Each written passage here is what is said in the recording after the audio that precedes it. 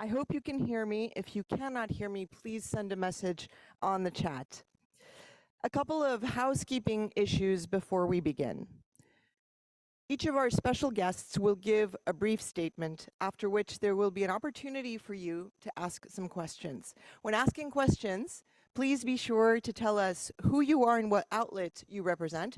I would also ask you to limit your interventions to one question only so we can get to as many as possible. So let's get started. It's now my great pleasure to give the floor to Hassan Sheikh Mohammed, the President of Somalia, for his opening remarks.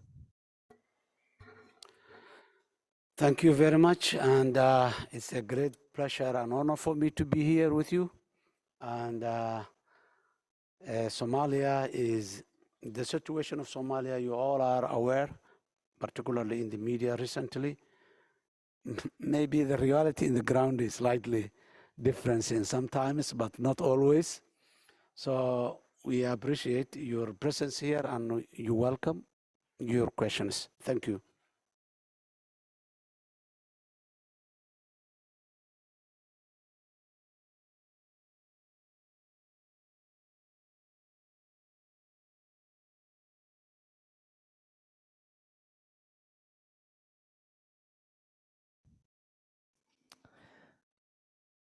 Sir, you can go ahead with your statement, please. Okay, we're going. President Alvaro Lario, your statement, please. And we will then move on to the questions. Thank you very much. So let me start sharing one piece of good news. Today I'm happy to announce that IFAD can once more invest its own resources in Somalia. And this is a message that really shows that we can now invest in rural people and their resilience, and a brighter tomorrow is possible. And this is a message of hope for Somalia's future. And today the situation of millions of Somalis is heartbreaking. We have had 5 consecutive seasons of rain that have failed, devastating the lives of the most vulnerable Somalis, and their abilities to cope have been eroded by conflict, previous climate shocks, locust infestation, and more recently by high food, fuel, and fertilizer prices. Clearly, we have to provide humanitarian assistance to save lives now, but it is also equally important that we lay the foundation today for a brighter future. So solutions exist for people to adapt. A drought, even a long one, should not mean hunger and death, and it is inhumane to keep people living in cycles of crises. We must invest today in long-term solutions, and this means rural development.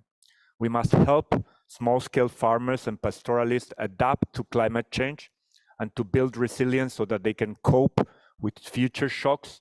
And they need funding in training, in climate-smart practices, irrigation, water management, animal health and disease control, more resistant livestock breeds, and rangeland management.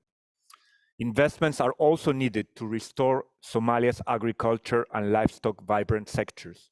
In the late 1980s, the country was almost self-sufficient in cereal production and had a vibrant livestock sector. The time for investment is now. Extreme weather events brought by climate change are becoming more frequent and intense, and the window of opportunity to adapt is narrowing. Somalia's new leadership is working hard to stabilize the country and set it on a rapid development track. The international community must step up with them and take action. Let's not forget that investment in food security contributes to stability, to peace, and to recovery. Thank you very much. Thank you, President Lario. We will now be taking questions from the floor. We're going to start with a few questions here, and then we will look at the people on Zoom. So again, if you have questions, please raise your hand. Those in the room, please wait for a microphone, then state your name, the name of your media outlet, and who you are directing the questions to. So we're going to start taking questions, please. Please. Give us your name and your statement. Yes, go ahead.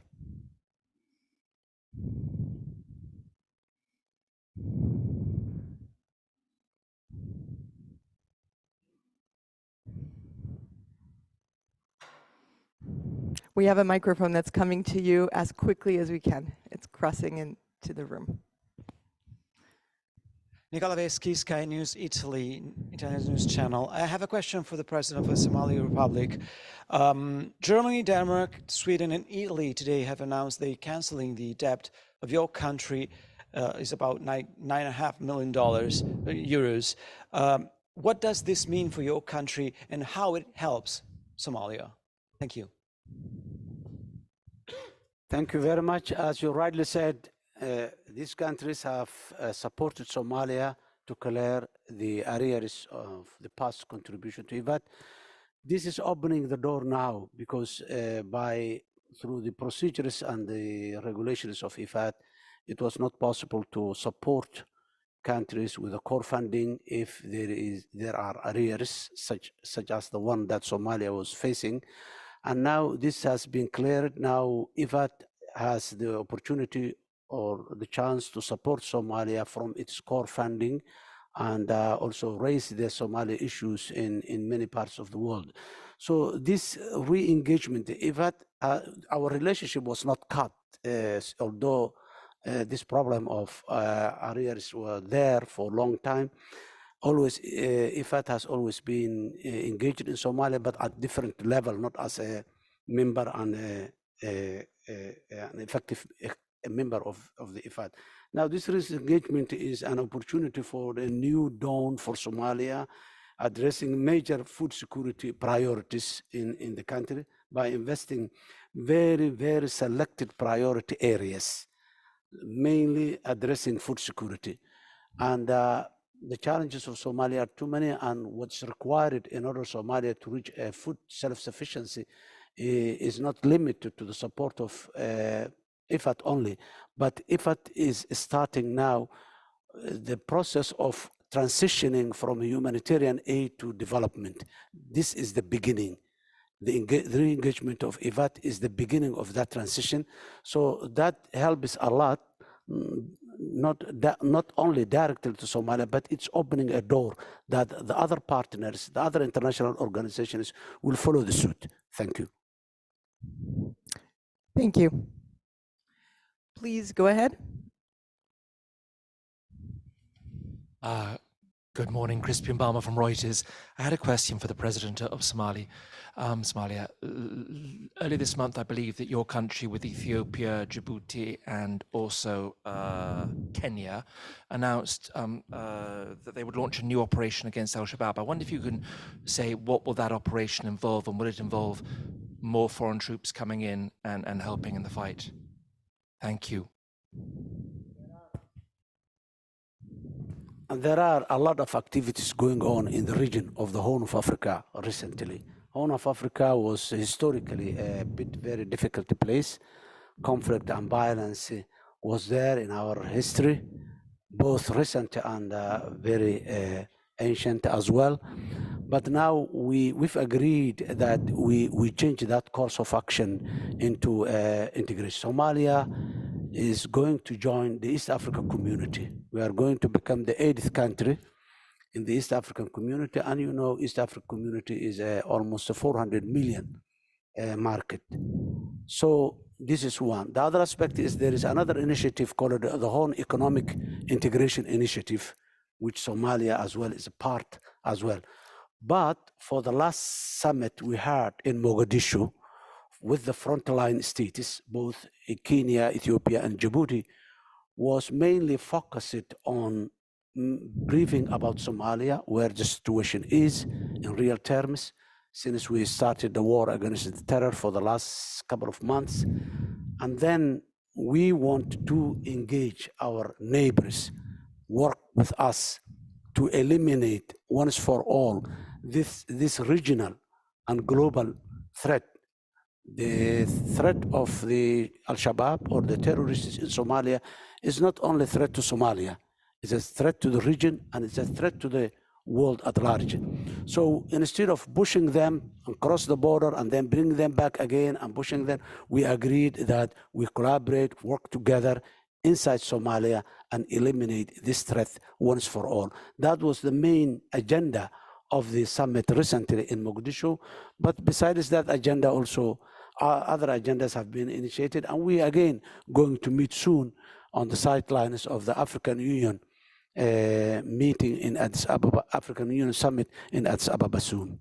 Thank you.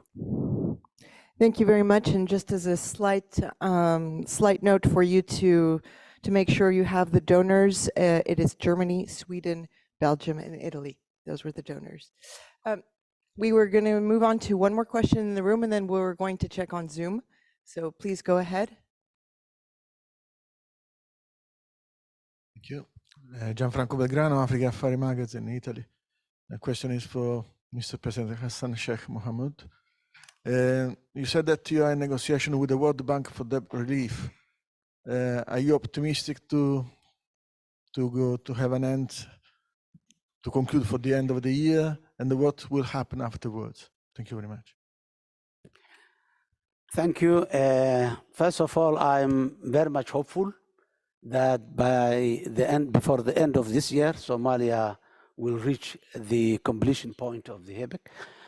And this is, it's not an event that's happening in 2023. It started in 2013, 10 years ago. So we have been struggling with meeting with the criteria and the conditions and the benchmarks set by the International Finance Organization, mainly by the IMF and the World Bank and the rest of the IFIs. So Somalia has already met most of the benchmarks. There are few benchmarks remaining. We're working very hard on those for the next couple of months, and we are expecting that we will soon be completing all the benchmarks. Once the benchmarks are completed, then Somalia will be will go out of the HEBEC point, and we will have we are expecting that all the debt will be international debt arrears to Somalia will be cleared, and then Somalia will also be open to be part of the international financing institutions, which we will be accessible to money financing facilities in the world. So we are very much hopeful, and we did most of the work for the last 10 years. We have been doing this work. So we are at the final stage, and we hope we will reach it soon. Thank you. Thank you. We're going to take a question from one of our journalists online. Kelly Boss, please, you have the floor. Thank you very much. My name is Kelly Boss from Standard Media Group in Kenya. My question is directed to the President, His Excellency, the President of Somalia, Hassan Sheikh. And my question is, and while appreciating the efforts for you as President in improving food security, my question is, how can you make these fresh IFAD projects more sustainable in Somalia?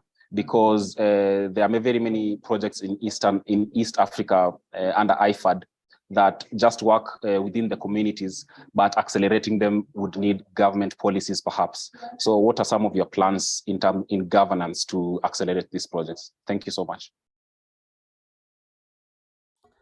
Thank you very much. If I get your question correctly, yes, we are doing a lot of effort, not only Somalia, but we have been given a lot of support from the outside world, particularly the African Union mission in Somalia, and in partnership with the rest of the world, the European Union, the United Nations, the major European countries, and the United States as well, all has contributed towards that direction of supporting Somalia to, again, stabilize the security. On our part, we are working on stabilization of the political stability, inclusivity, and democratic principles, and all this is for us, but for the security. Now, of course, we have a very serious discussion in Somalia right now going on, and I can say it's almost at the final stage of this discussion, mainly focused on two issues. One is both Shabab Somalia. Once Al-Shabaab's issue is addressed, then what's going to happen in Somalia? That's number one. How do we deal with a large number of Somalis that has been exposed to these extreme ideologies and all this for the last 15 years huge task that has to be done by the Somali government. That's one complete. And then how do we stabilize, how do we reach those territories that have been liberated from Somalia and provide them the basic service that they have, basic social service that have been denied by the Al-Shabaab for the last 15 years. This is another set of area: education, health, water, justice system and judiciary. All these services has to be provided to the rural Somalia, which is the largest number, where the largest number of Somali population are living. That's one. The other one is the post-HIPC. One is we get cleared air and we get access to the international financing. How are we going to do? This is also another discussion going on, and we're going to, but what I want to say it in advance is Somalia, we make a lot of studies and a lot of assessments for countries that have went out for this reach that this completion point and get the re-engagement on the international finance. We wanted to take loans. We will have the opportunity to take new loans, but we are going to take those new loans responsibly for where those loans will give back benefits to the Somali people and as well as pay back the loans that we take. We don't want, again, after a couple of decades, that we request the world another debt clearance and debt arrear clearance and all this. So this is the area. We need those access of those international finance in terms of human development and in terms of developing economic infrastructure. In Somalia, there is a huge, huge gap in economic infrastructure. For the last couple of years, for the last decades, 30 years almost, we lost almost all the infrastructure. So it is not possible to recover from the fragility or to get out of the fragility if we don't have enough or sufficient economic infrastructure in place, whether it's food security, whether it's other economic sector security. Somalia is a hub, is an entry point for Africa, having the longest coastline in the continent, in the Indian Ocean and the Red Sea. There is a lot of opportunity, but that opportunity can be utilized only and only if there is a proper infrastructure in place, which we will be focusing. Thank you. Thank you very much. President Lario, could you add a few words on what is our situation right now in terms of IFAD's support and the way forward? Thank you very much. As the President of Somalia has said, the clearing of the arrears was the last step for the country and also for ourselves to get the debt relief, which is a very important part in creating the fiscal space and the ability to actually fund and invest in many of the areas. Talking to the President, it's very clear that his vision is about investing, not only subsistence farming, and there is where IFAD comes in. I mean, we built resilience, we built medium-term, long-term development.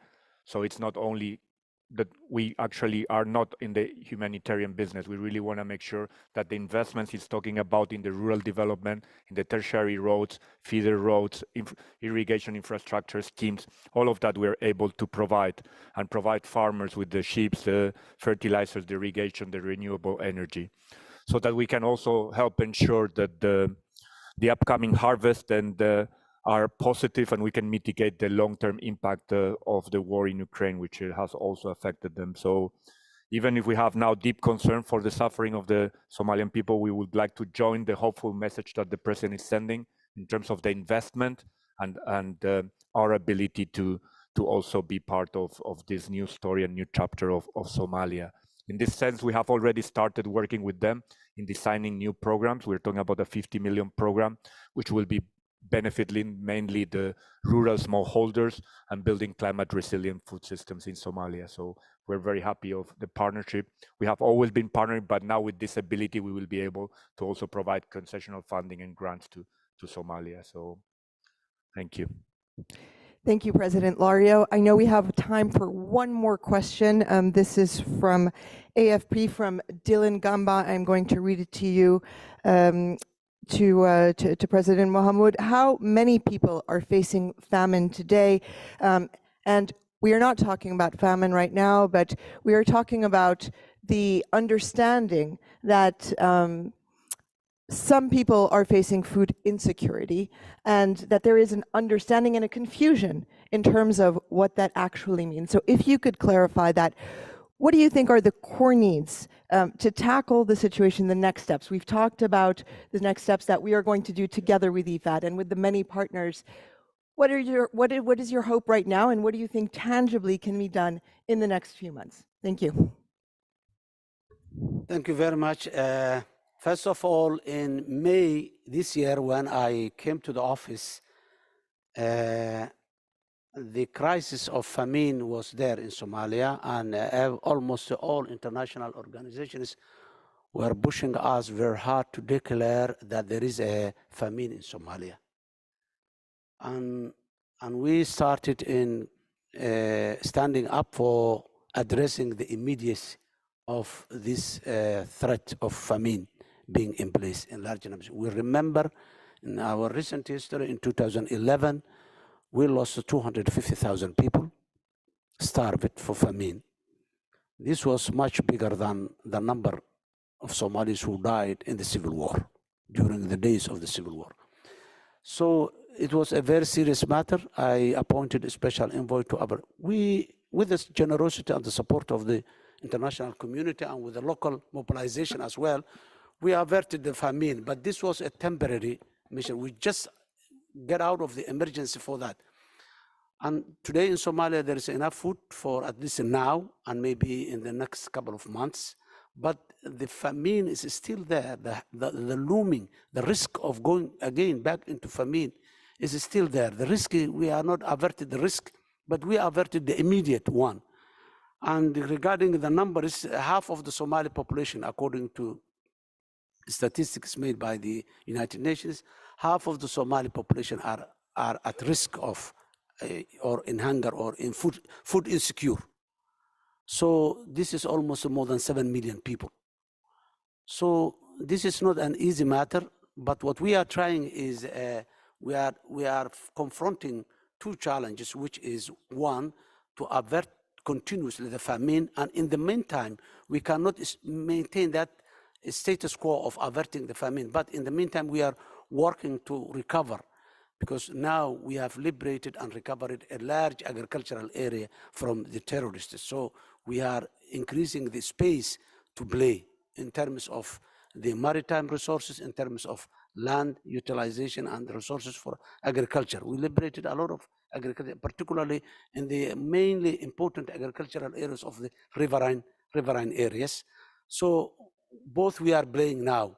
How can we initiate and kickstart food production in the immediate, and how can we maintain the humanitarian challenge of avoiding a catastrophic famine to take place? Malnutrition is always there in the under 5 age children and old people, particularly the vulnerable, the IDPs, the women groups. These are always there in Somalia. But massive famine that kills mass of people is what we have been averted recently, and we are trying to avert in the near future. So we are playing that two roles. One, start and kickstart food production in the agricultural sector and the maritime area, and the other one is also averting the famine and keeping the humanitarian corridors open and increase all the time. Thank you. Thank you very much for your very clear answer. We understand that Your Excellency may have to leave. We also have a question coming in from Sky for President Lario. Would you like to remain for the question, or would you like to take a break to leave? Yes. You're fine? Okay. Thank you so much, Honorable Excellency, President of Somalia, for joining us today. Please remain with us a minute while we transition. Thank you.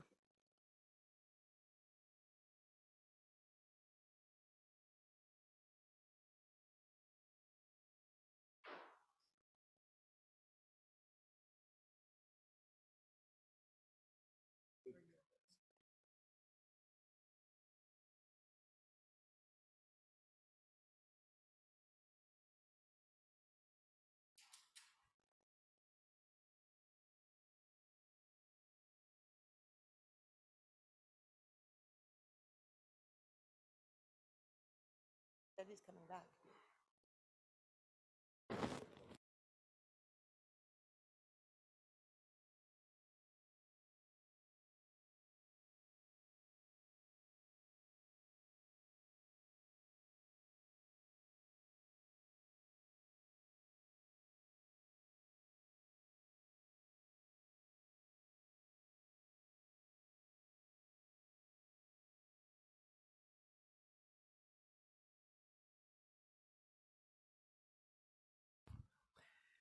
Thank you very much. I know we have a question from Sky, so please go ahead for President Lario.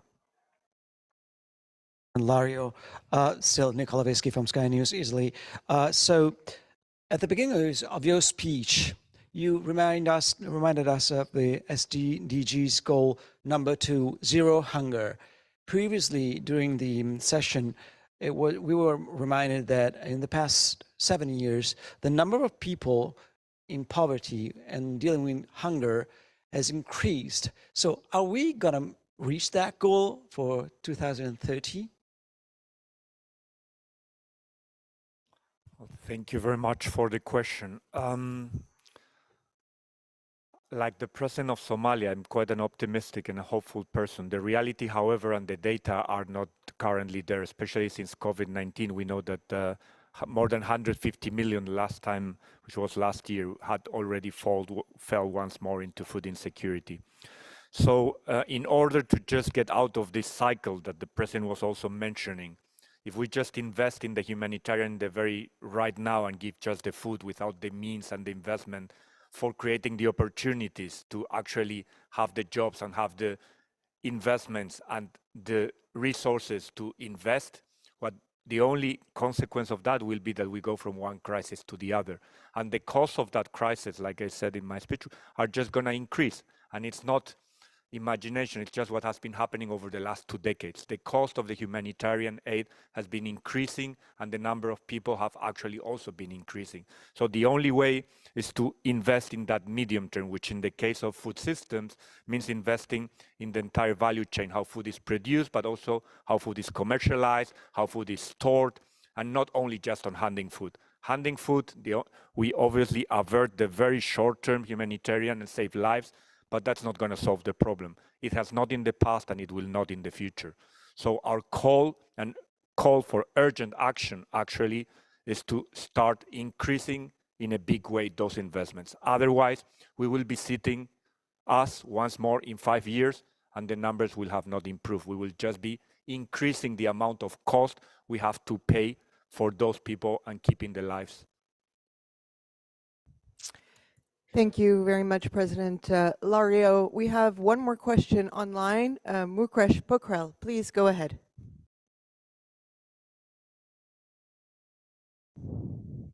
Mukesh, can you hear us? Yeah, I see your hand up. okay. My questions is IFAD president. What is a main challenge of the food security of the world? It is a different cause or same problem in the world. How can address of problem? Thank you.